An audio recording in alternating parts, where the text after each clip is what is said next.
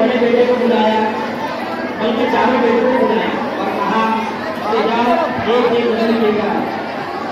और वो चारों बच्चे गए और एक एक बदल ले आए। बुजुर्ग ने कहा कि चलो इसमें तोड़ो। तो सारे सिंगल लकड़ियां जो है वो एक एक लड़कों ने तोड़ दी।